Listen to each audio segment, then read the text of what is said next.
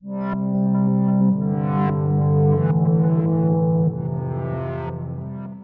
issue with like bullying, I think that really struck me because that's something that happened to me when I was younger.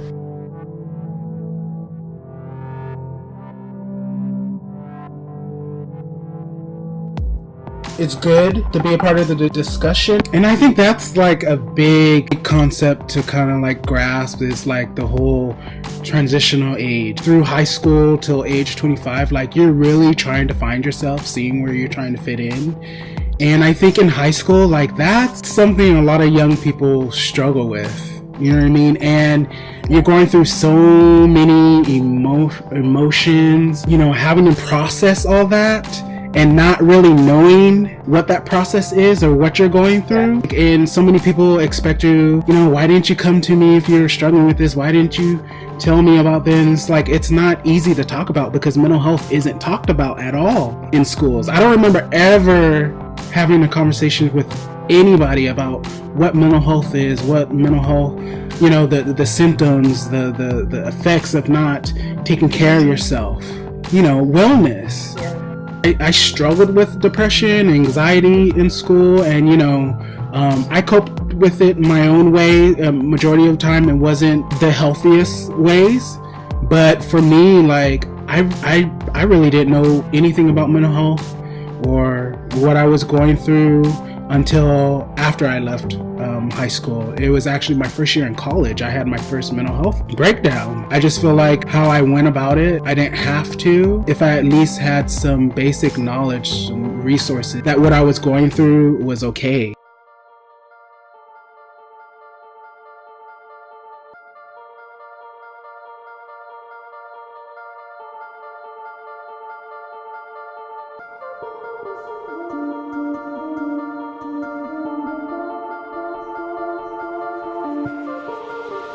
I started counseling when I was like 10, talking about my feelings and about mental health. I thought it was normal to talk about it at school. People would look at me like I had 3 heads when I said, you know, oh yeah, I take medication because I have depression. People didn't know how to react.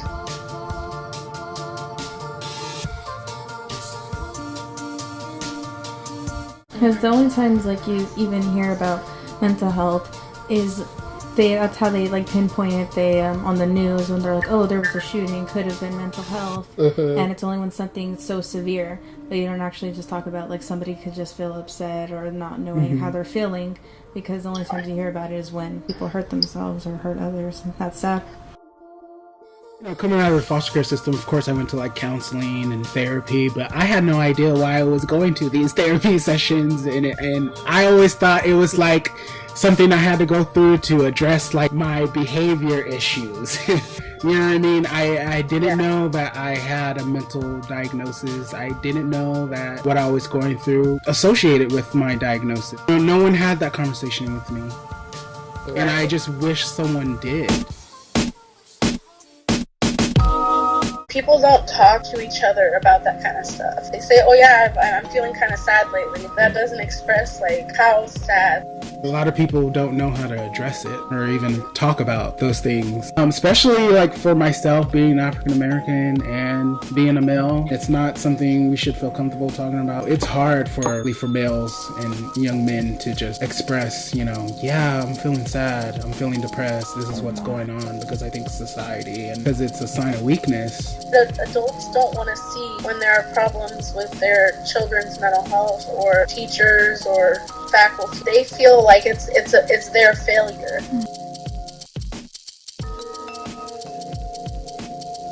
It's like mental health is a lived experience. There's nothing that can prepare you for, like, you know, just your emotions or just how we are, or, you know, it's just only natural. I think if people talked about it more, then people would connect more and support each other more.